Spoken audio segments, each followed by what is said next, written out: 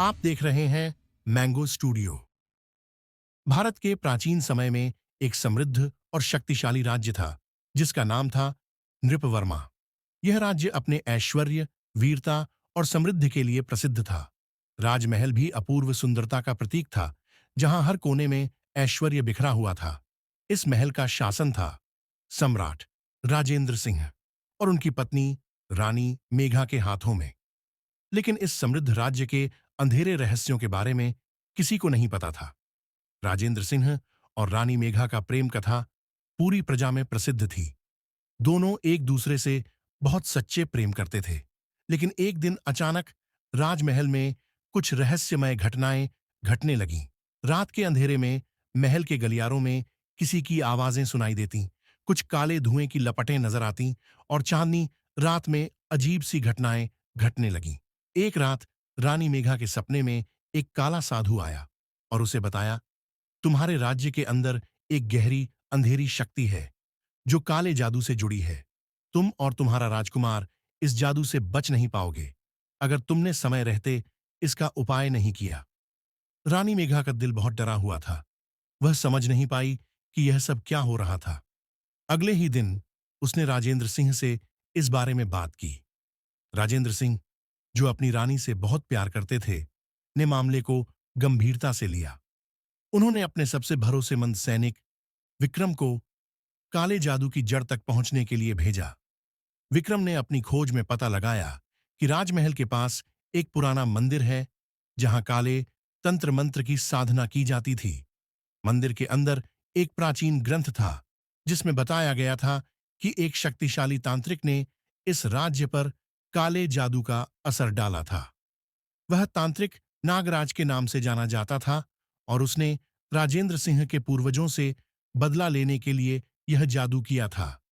विक्रम ने इस बात का खुलासा किया कि राजेंद्र सिंह के पिता सम्राट प्रताप सिंह ने अपनी पत्नी रानी आयशा को धोखा दिया था, जिससे वह तांत्रिक नागराज के प्रभाव में आ गईं। नागराज ने बदला लेने के लिए रानी आयशा के भीतर काले जादू का बीज डाला था और बाद में उसकी आत्मा को इस दुनिया से निकाल दिया था। लेकिन रानी आयशा की आत्मा का क्रोध अब भी राजमहल में व्याप्त था। राजेंद्र सिंह और रानी मेघा को यह जानकर बहुत दुख हुआ। वह अपनी जिंदगी के सबसे कठिन फैसले के सामने खड़े थे। राजेंद्र सिंह और रानी मेघा ने नागराज के काले जादू का सामना करने के लिए तांत्रिक विद्या को सीखा। एक रात महल के अंदर अजीब घटनाएं और भूतिया रूप में रानी आयशा की आत्मा उन्हें चुनौती देने आई। एक खौफनाक युद्ध की शुरुआत हुई। रानी आयशा की आत्मा राजमहल के कोने कोने में घूम रही थी और वह हर किसी को अपना गुलाम बनाना चाहती थी। राजेंद्र सिंह और विक्रम ने रानी आयशा की आत्मा को शांत करने के लिए एक तांत्रिक यंत्र तैयार किया। उस यंत्र को बनाने के लिए उन्हें महल के सबसे पुराने खंडहरों में जाकर एक पवित्र रत्न प्राप्त करना पड़ा। यह यात्रा बेहद खतरनाक थी क्योंकि रास्ते में उन्हें नागराज के अनुयायियों का सामना करना पड़ा। एक दूसरे के साथ मिलकर उन्होंने उन अंधेरे बलों का सामना किया और अंततः रत्न प्राप्त किया। राजेंद्र सिंह और रानी मेघा ने मिलकर उस रत्न को तंत्र मंत्र में इस्तेमाल किया। जैसे ही रानी आयशा की आत्मा के सामने यंत्र रखा गया, एक भयंकर भूकंप सा आ गया। काले जादू के सारे प्रभाव खत्म हो गए और रानी आयशा की आत्मा को शांति मिली। नागराज का जादू भी टूट गया। राजमहल में शांति लौट आई और राज्य फिर से समृद्ध हो गया।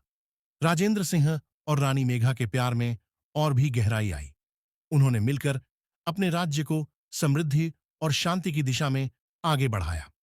यह कहानी हमें यह सिखाती है कि सच्चे प्रेम और साहस से किसी भी अंधेरे शक्ति का सामना किया जा सकता है। काले जादू की ताकत भी सच्चाई और अच्छे इरादों के सामने कमजोर पड़ जाती है।